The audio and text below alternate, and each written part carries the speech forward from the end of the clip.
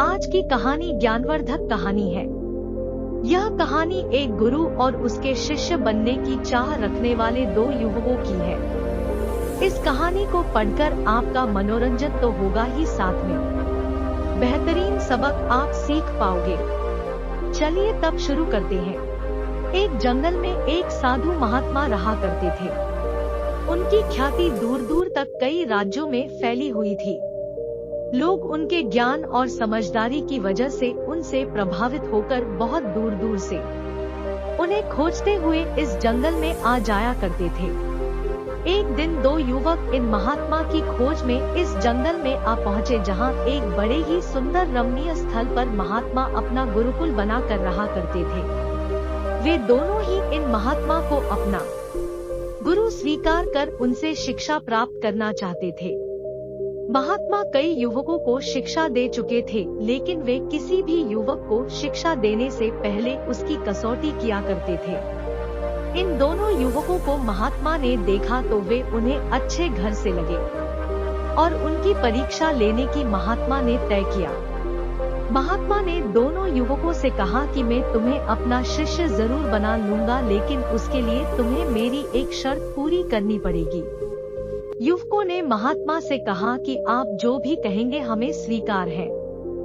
महात्मा ने गुरुकुल के कमरे में रखी दो कबूतरों की मूर्तियां लाकर दोनों युवकों को थमाते हुए कहा, इन कबूतरों की मूर्तियों को तुम जीवित कबूतर ही मानो और तुम्हें यह करना है कि जब तुम्हें कोई देख ना रहा हो तब तुम्हें इन कबूतरों की गर्दन मरोड़ देनी है। जब तुम ऐसा करने में सफल हो जाओ तो मेरे पास चले आना। दोनों युवकों ने अपने अपने कबूतरों को ध्यान से देखा।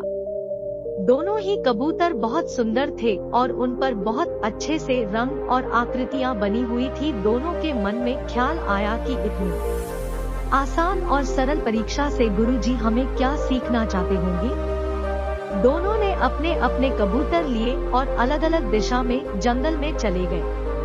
एक युवक जंगल में थोड़ी दूर गया, जहां एक सुनसान मैदान उसे दिखा। उसने चारों तरफ अपनी नजरें घुमा कर देखा और यह निश्चित करने के बाद कि उसे कोई भी नहीं देख रहा है, उसने अपने साथ लाए कबूतर की गर्दन मरोड़ दी और वह वापस गुरु के पास चला गया।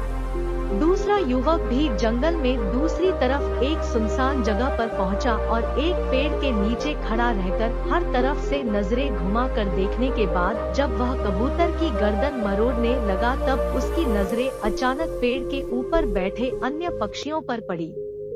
क्योंकि उसे ऐसा करते हुए वे पक्षी देख रहे थे, इसलिए उसने कबूतर की गर्दन नहीं मरोड़ी।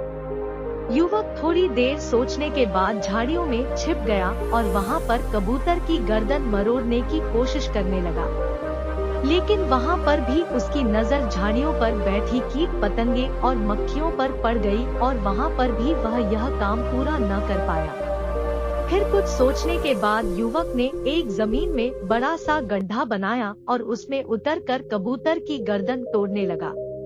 कबूतर की मूर्ति को छूते ही उसने देखा कि कबूतर की आंखें उसे देख रही है, इसलिए उसने कबूतर की मूर्ति की आंखें ढक दी। फिर उसने सोचा कि वह खुद तो अपने आप को ऐसा करते हुए देख ही रहा है, इसलिए उसने अपनी आंखों पर भी पट्टी बांध ली। अब वह निश्चिंत हो गया कि ना ही कोई अन्य प्राणी या कबूतर की मूर्ति या वो खुद भी उसको ऐसा करते हुए देख पा रहा है। वह कबूतर की गर्दन पर हाथ रख कर मरोड़ने ही वाला था कि उसके अंदर से एक आवाज आई। वह आवाज उसके अंतरात्मा की थी। युवक अब अच्छे से समझ गया था कि गुरुजी इस छोटी सी सरल सी दिख रही परीक्षा से उन्हें क्या शिक्षा देना चाहते थे। युवक बिना उस कबूतर की गर्दन मरोड़े ही गुरु के पास पहुंचा। गुरु के पास जाकर युवक ने गुरु से माफी मांगते हुए कहा कि गुरुजी मुझे क्षमा कर दीजिए।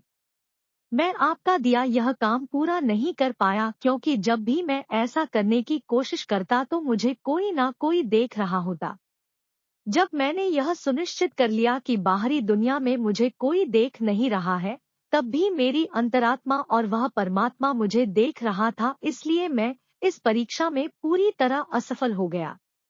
महात्मा ने उस युवक को शाबाशी देते हुए कहा कि तुम इस कसौटी में असफल नहीं बल्कि पूरी तरह से सफल हुए हो। इस कसौटी से मैं तुम दोनों को यही सिखाना चाहता था कि हम जो भी कार्य करते हैं वह उस परमात्मा से, उस परम शक्ति से कभी छुपा नहीं सकते। इसलिए हमें कोई भी कार्य उस परमात्मा को ध्यान में रखकर की करना चाहिए, और जब हम ऐसा करते हैं तो हम कभी गलत कार्य नहीं कर पाते। और कहानी इसी के साथ समाप्त होते हैं।